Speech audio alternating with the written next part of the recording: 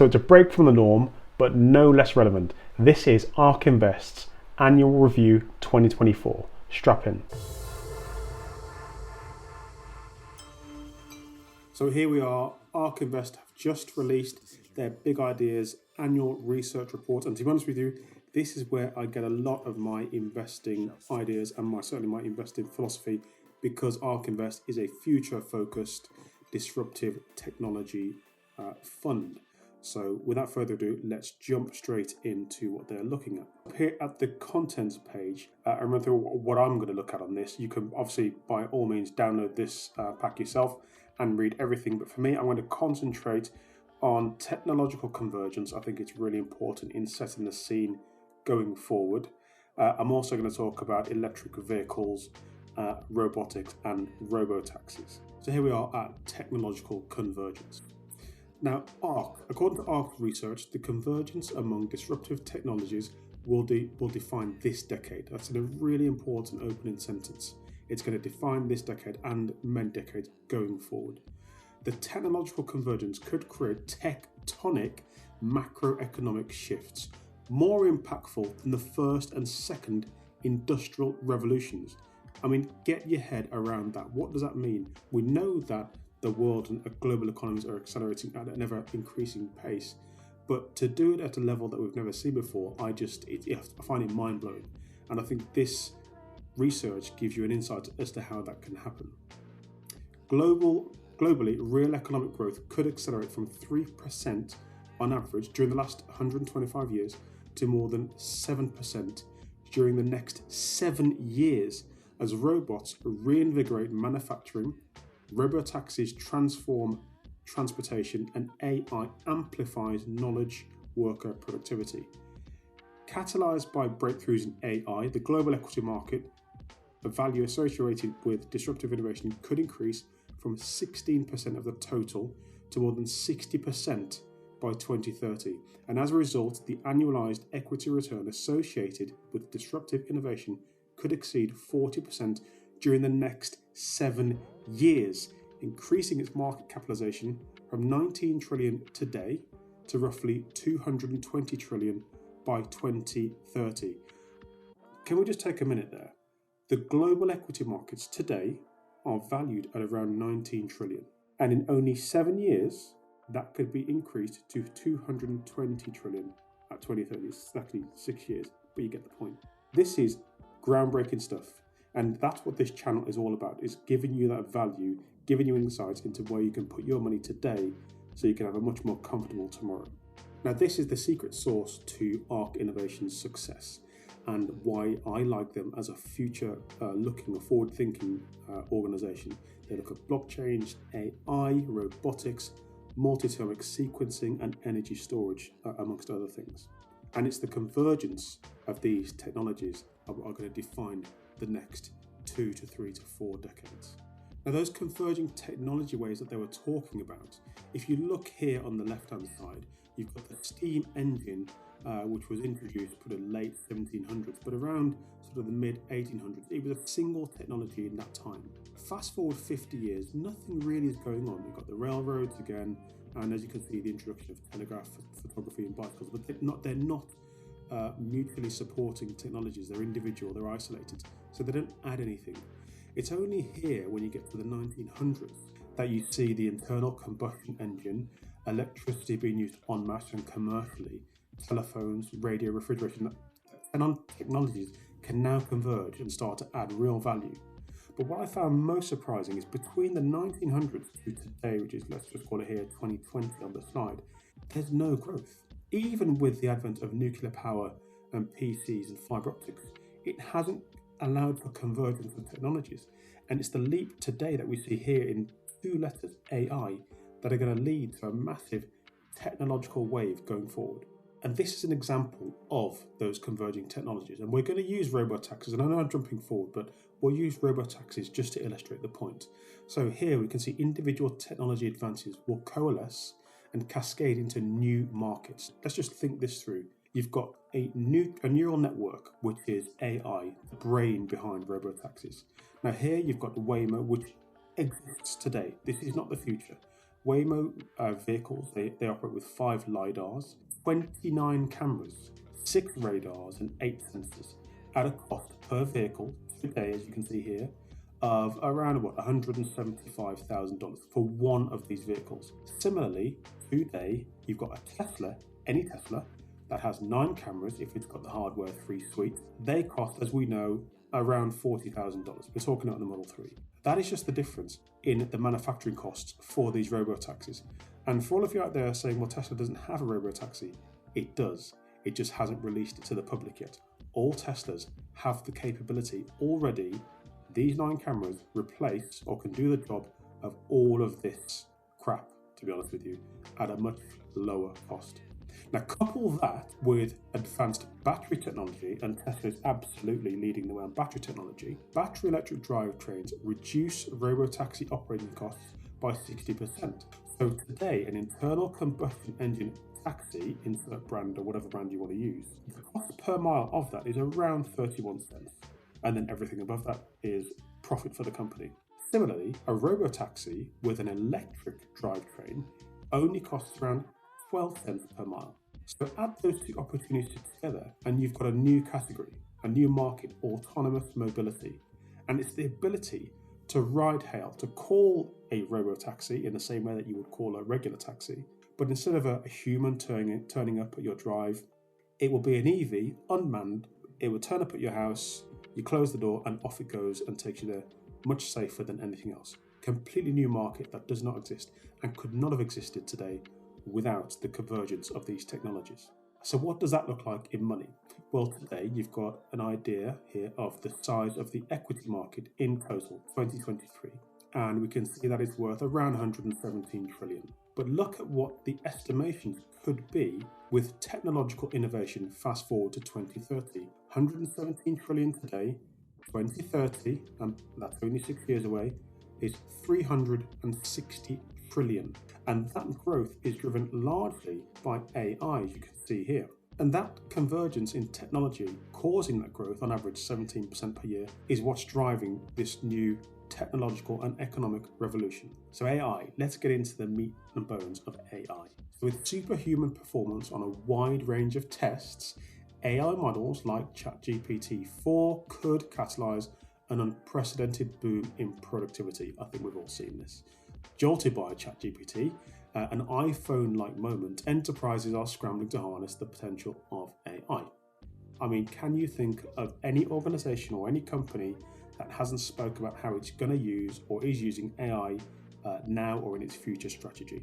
So AI promises more than efficiency gains thanks to rapidly falling costs and open source models. If knowledge worker productivity were to quadruple by 2030, as we believe, as Ark believes it's likely to be, then growth in real GDP could accelerate and break records during the next 5 to 10 years. We are going to see a growth, a doubling and a tripling of everything, outputs, GDP growth, productivity, on a scale that we've never seen before. And ChatGPT is a really good benchmark to make an assessment from, or to make an educated guess as to where this might go. So let's look at this slide. Ark say that building on years of progress since Google invented transformer architecture in 2017, ChatGPT catalyzed the public's understanding of generative AI. No longer a tool just for developers, ChatGPT's simple chat interface enabled anyone speaking any language to harness the power of a large language model. It basically put complicated technology and democratized it for the masses. That's the power of ChatGPT. And what does that look like? Well, we all know what Facebook is. And if we can see how long it took Facebook to reach 100 million users, we can see that from a standing start, it took Facebook around 4.5 years to get 100 million users. Similarly, we can look at Instagram, and here from a standing start, it took Instagram 2 years to reach 100 million users. ChatGPT, on the other hand, with AI, took 2 months. And that is the astounding growth of AI. These curves, these adoption curves, will be vertical. And I always like a picture to paint 1,000 words. So we can say here that the text-to-image models, which are different to the large language models, they're reinventing graphic design. So 8 years after researchers at the University of Toronto introduced the first modern text-to-image model, the output from the image models now rivals that of professional graphic designers. And I think we can see that pretty clearly. So if you go back to 2016 here, someone simply typed in a herd of elephants walking across green grass field, and this is what the AI drew. Fast forward another 6 years. Now, if you look at Midjourney version 1 here, the same sentence, a herd of elephants walking across the green grass field, this is what Midjourney version 1 drew. It looks a bit blobby, you can kind of see elephants there, but this is what the AI understood and produced as an output. Now, fast forward a year from November 22 to December 23, and version 6 of Midjourney is producing photorealistic images. And don't forget, this has not been copied. This is what it understands and how it's interpreted this command prompt. And we can also see that the cost of authoring written word has collapsed. And what I love about this chart is this cost has been pretty much unchanged since the early 1900s, straight through to 2022 when ChatGPT was released. And the cost of anything written collapsed to less than 10 cents. And that has huge implications for both the media industry, journalism, papers, research, and copywriting. There are thousands, if not millions, of people already using ChatGPT or Google's Bard and any other large language models out there to write scripts for their media. This is not one of them, by the way, but you can see this is the benefits of AI and large language models, and it won't stop there. So here we are, the meat and vegetables of this overview, and something I'm very passionate about because I think this is the most immediate impact and change of AI that we're going to see on our lives in the short term. So after increasing in response to supply chain disruptions, chip shortages, all that sort of stuff, battery costs now are falling in line with Wright's Law, and we'll come on to Wright's Law again later on. And that leads to a lower cost electric vehicle sticker price. Now, if the RoboTaxi platform proliferates and grows, EVs could account for 95 to 100% of vehicle sales in 2030. Let's not skip over that. EVs, electric vehicles, could account for 95 to 100% of vehicle sales in 2030. And they're up in the 9th percentile here. This isn't, messing around. This is gonna happen. This is not, there's a debate for how many ICE vehicles, or it could be 50-50 in 2030. No, the majority of new vehicles sold in 2030 will be electric vehicles. And I'm going to go as far as to say that does not include hybrids. Hold me to account. Ark Invests forecasts that electric vehicle sales will scale at 33% at an annual rate over the next 7 years, from 10 million today to 74 million per year in 2030. I can't wait to see this one play out. This is kind of writing the script as you see it play out. This is almost future prediction, but this is happening now. These are live excerpts from the media. As you can see, Reuters 27th, October 17th last year, November last year, December last year. So GM delays its EV production at Michigan plant year. Volkswagen Group delays the EV battery plants in Europe amid sluggish demand. Let me tell you now, folks, there is no sluggish demand. There are no demand problems. This is corporate politic. And ultimately, if a company makes a crappy electric vehicle, nobody's going to buy it. And then finally, Ford will cut weekly production of the F-150 Lightning in response to slowing demand. I go back to you. There is no slowing demand. It's just a terrible product. Simple as that. The global battery electric vehicle sales market share. So that's what EVs have been doing for all of the people out there, all the haters that say it's not going to work, it's not happening. It is an exponential adoption curve, and it's almost perfect. From almost no percent of the market in 2013 to end of last year, we'll say knocking on the door of 12-13% market share. And this will continue. And if we go back to the adoption earlier, this is going to be near vertical. So you can see pretty clearly why almost by 2030, we will be at 90% EV market share. Mark my words. So I alluded to Wright's Law earlier on, and here you can see an illustration of Wright's Law. Now basically, Wright's Law is the predictive decline in costs over time. It's a law. It's like Newton's law of gravity. It happens and that's it. But here we go. Here's an example of charging rates. Now, the EV charging rates seem to be a good proxy for overall performance, including efficiency, range, and power. In the last 5 years, charging rates for 200 miles have improved nearly threefold, from 40 minutes to 12 minutes, and could drop another threefold to 4 minutes over the next 5 years.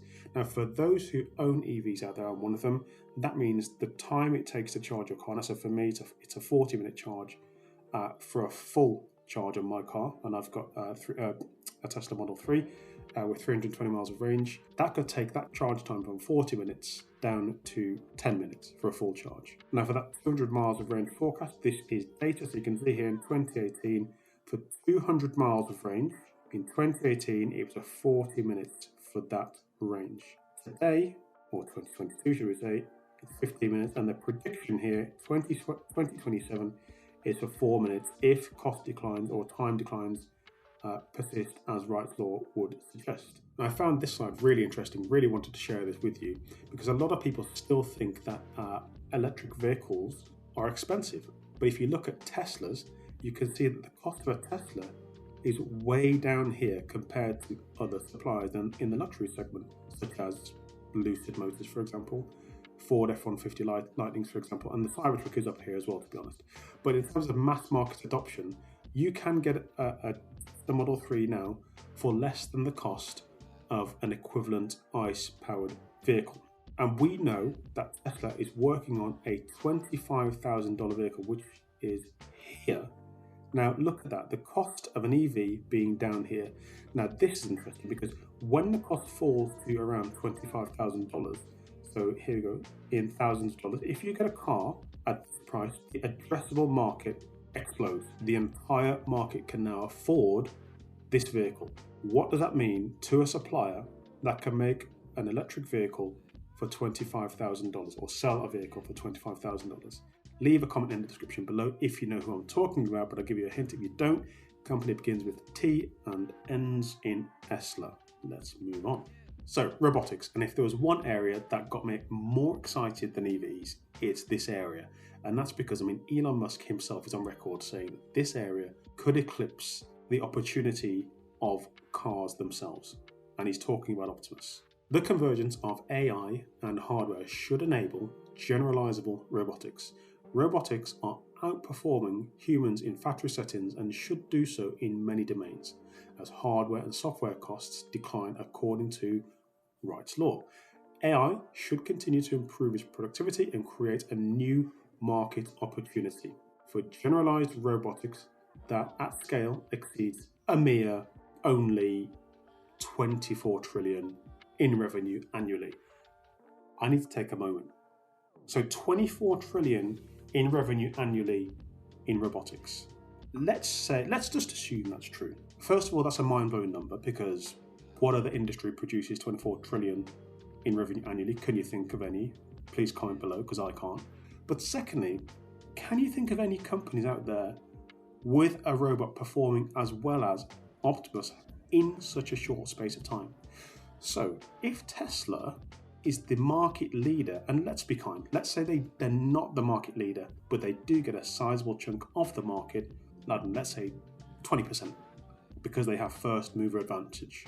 That means Tesla can exploit and take advantage of a $2.4 trillion revenue stream just from robotics. Mic drop, I'll leave it there. I found this a really fascinating slide. So if there's any ever argument as to how good a robot can be, because I've seen people laughing saying, look at that robot, it's walking funny, or that's not as quick as me and that's another. Okay, in 2015, yes, this is a chart that illustrates that the amount of items picked and packed in 1 hour. So lifting it from one area, putting it down in another. So okay, in 2015, a robot barely moved the needle. The technology was not as good as what it is today, and yet it was clunky. And really, for quite some time, from 15 to 19, the robots were barely moving the needle. 200, 300 items per hour. Now, just as a baseline, as a metric, a human in the same test, because it's got to be a fair test, in 2022 has obviously been measured, and it's a little under 400 items picked and placed in 1 hour.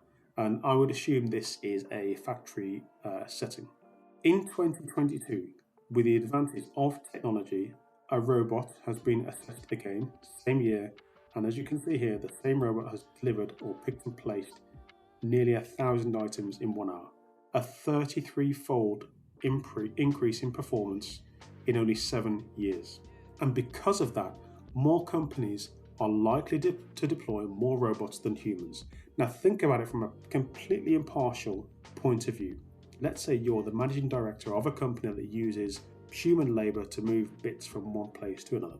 And you can buy a robot or a machine for $100,000 to pick and place your equipment from one area to another. And a human will cost you 4 times less. However, that robot will do that job 24 hours a day, 7 days a week, 365 days a year, and in 4 years will have monetarily paid for itself. Actually a lot sooner because of working 24 hours a day. This is not an emotional decision. This is a quantitative decision. The numbers will tell you what decision you need to make. And you can see it's already starting to happen. Amazon, a real company, so in Amazon, robot employees, you can see that from 2013, Amazon have employing consistently growing every single year, 341, 566, 648, and so on, all the way up until 2022. And this is a really important year because robots came onto the scene. Here we go. I mean, it did actually come on the scene in 2013 with 1, but that number's been growing slowly and much slower than humans. But this is the interesting part. In 2022, Amazon, for the first time, reduced the amount of employees it took on to do those tasks. It dropped down to 1,541, and the robot number increased. 2022 clearly is and was the tipping point for Amazon. But this isn't all about manufacturing and corporations. The generalized robotics represent a potential 24 trillion in global revenue opportunity. I mean, and how's that broken down? So you've got half of it is household domestic and half is manufacturing. Now, I think I've just discussed the case for manufacturing and robotics in industry. So let's just assume that is going to happen. We've got a $12 trillion opportunity for the right robot or a series of robots, whether that be fixed, simple robots or humanoid, smart robots. But let's look at what the household and domestic robots might look like or the gap that they might fulfill. So in households, you've got 2.3 hours of unpaid work per day. That is the likes of doing your laundry, washing, ironing, cutting the grass, for example. 2.8 billion people across the world are of working age. Now, a weighted average, if they are averagely paid around $10 an hour, then half of that value is attributed to free time versus paid time. That gives you a $12.5 trillion opportunity for domesticated robots to come in, to walk your dog, do your ironing, do your laundry, and all manner of other things that I can't even think about right now. Just think about that. So the final area I wanted to get into was here in RoboTaxi. Really, really exciting, and is going to definitely contribute to improving my work-life balance going forward. So to breakthroughs in AI again, robotaxis are beginning to revolutionize urban travel and could accelerate the unraveling of the auto loan sector. Now, what's interesting here is after this, you feel free to go and have a look on YouTube at other Tesla videos looking at FSD version 12 and just see how good this is. This isn't the future, it's already here. Safer than human drivers, robotaxis hold the promise of safer and cleaner streets. Robotaxi platform pioneers, insert Tesla, should enjoy the higher prices associated with early adoption. According to Ark's research, robotaxi platforms could redefine personal mobility and generate a mere $28 trillion in enterprise value during the next 5 to 10 years. I love this slide.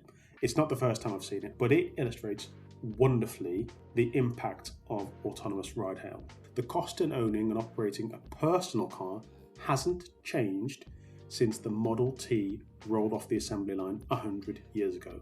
Ark estimates that autonomous taxis at scale could cost customers as little as 25 cents per mile, spurring widespread adoption. And like I said, this is data. So robotaxis are already operating in cities, around 20 cities globally, with fully driverless commercial options in at least 7. In 2023, Baidu, which is a Chinese company, were operating at a run rate of 1.6 million autonomous trips, triple that of Waymo, which is a US company based out of San Francisco.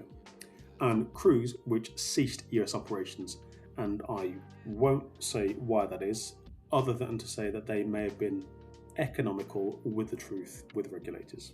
Say no more.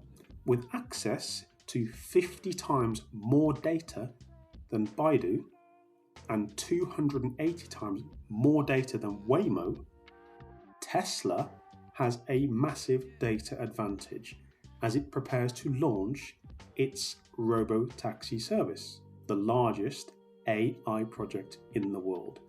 I've said that slowly because I can't emphasize enough what this means for Tesla as a company and ergo Tesla investors. Read between the lines. Ride-hail is likely to create an $11 trillion addressable market. So at that 25 cents per mile, autonomous transport could serve a wider population than human-driven ride-hail does today. In the meantime, based on the value that customers place on their time, demand at high price points could be significant. This is what we're paying, $3 to $4 per mile, $34 billion market. It's tiny. It's this slaver, you can barely see it. It's a tiny, tiny market. However, the market increases. This is $2 to $4. If you can drop that price to $1 per mile, more people will use ride-hail or whatever service is providing this at that price. More people will use it. So it becomes a $1 trillion market opportunity.